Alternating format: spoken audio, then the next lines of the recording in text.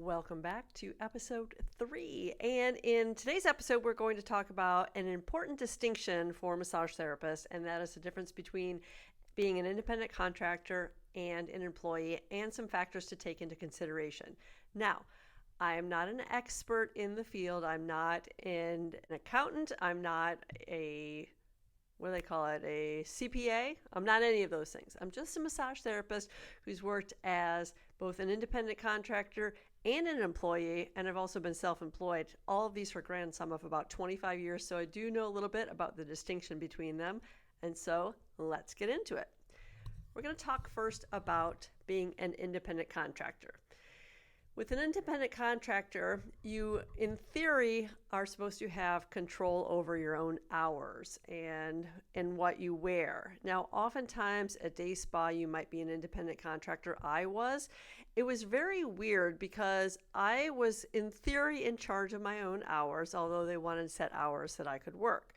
I was also, in theory, in charge of providing my own linens and my own oil, because that's what you're supposed to do. You're supposed to be in charge of all of these things as an independent contractor. However, they provided all of my linens, they did them for me, and they also provided the oil that I used.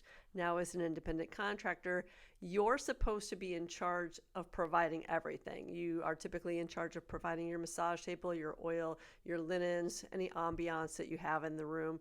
Now, it's going to be a little bit different in a day spa combination, but those are the things that you're typically going to be in charge of.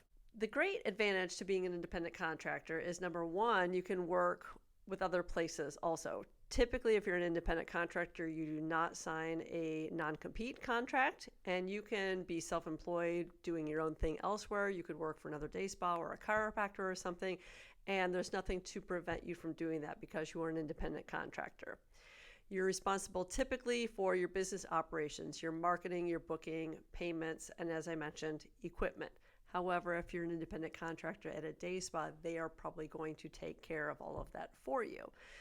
One of the other advantages of being an independent contractor is that you can deduct your mileage from your home office or wherever you are based to the place where you're working. So for instance, when I was an independent contractor at a day spa, the distance was 12 miles. So I actually wrote down in a physical log my mileage, my beginning mileage, my ending mileage when I came home, and that is tax deductible at the end of the year on a per mile basis.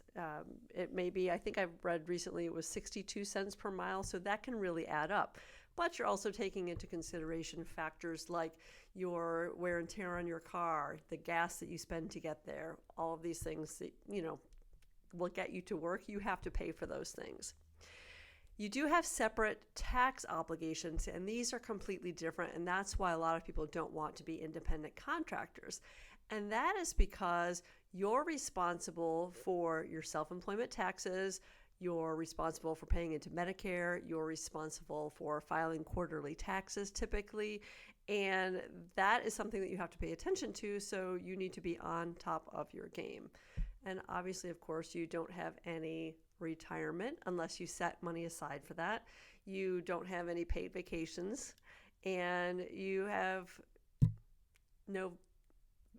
You don't have anything else. You just get to work when you want to work. Now let's talk about being an employee. Typically, as an employee, you're going to work specific hours. You're going to work set hours with a regular schedule, and that's whenever they have people coming in. So you have usually a lot less flexibility with this. Now, I worked as an employee for a chiropractor, and I wanted to be an independent contractor because I wanted to have those tax deductions of my mileage and my clothing and stuff like that.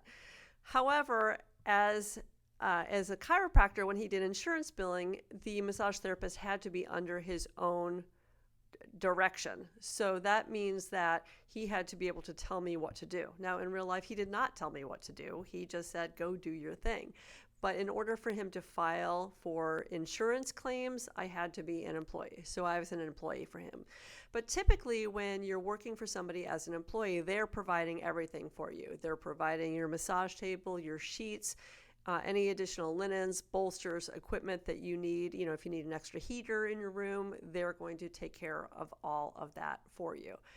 I had a weird situation where he provided my massage table. However, I had to provide all of my linens, and I washed them myself. So technically speaking, I was kind of an independent contractor, but he also gave me the flexibility I wanted too, and I loved working for him because he was great. Now, I still didn't get paid vacations because as a massage therapist, you don't work full time usually, but typically that's something that is going to be included if you have a job as an employee somewhere.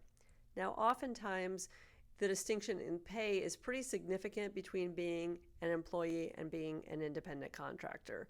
So oftentimes as an employee, you're going to get paid less of a percentage. It's oftentimes a flat percentage. You're going to get paid less because they're paying your Social Security, they're paying into your Medicare, they're paying into all of those things. So you don't have that burden. So you're going to typically get paid less per massage or less per hour than you do as an independent contractor. What it boils down to essentially is how you want to work as a massage therapist. Do you want freedom of being an independent contractor and taking days off whenever you want to, within reason, because of course nobody's going to keep you there forever if you don't work very often, but you have more freedom in your schedule typically, or do you want to work more in a structured environment? Your financial situation is going to be different between being an independent contractor and an employee. Your potential earnings are probably going to be higher as an independent contractor, but you also have expenses to pay for, and you also don't get benefits as an independent contractor. So those are some of the things that you need to take into consideration. If you're risk adverse, meaning you are worried about that kind of thing and you want more steady income coming in, then you should consider probably being an employee instead of an independent contractor. So what you really need to think about, and what it boils down to, is you need to think about your long-term career goals. And this does not mean that you have to stick with anything in particular. You may think you're going to love one thing and then it turns out you actually don't love it. So think about what you want to specialize in, which situation may suit your needs more. Do you want to start your own business? And that's a whole other ball of wax, and I'll talk about that in another episode. And so just make sure that you do your research and take into consideration some of the factors that I've mentioned. One of the things that I should also mention too is if you're in an independent contractor, then typically you're going to want to have medical malpractice liability insurance, which means that if there's a slip and fall on your premises, or if you accidentally hurt somebody or they say you hurt them, you really should have some kind of liability insurance or medical malpractice insurance. I have mine through the AMTA. It costs I think I paid $235 a year, but that includes all of my benefits with the AMTA. But there are other places that sell them for like $99 a year, which is, I think Massage Magazine has that for $99 a year. But that is something that you'll also want to take into consideration. So as a recap, being an independent contractor offers more autonomy, but it also requires added responsibilities and it lacks certain benefits. Being an employee provides more stability, typically, and supportive environment, but with less potential income and less freedom. So take all of those into consideration when you're trying to decide whether or not you want to be an independent contractor or you want to be an employee. If you do decide that you want to be an independent contractor and you have control over your environment and what you're allowed to do, I have a free giveaway for you, which is 63 ways to create a VIP experience for your clients.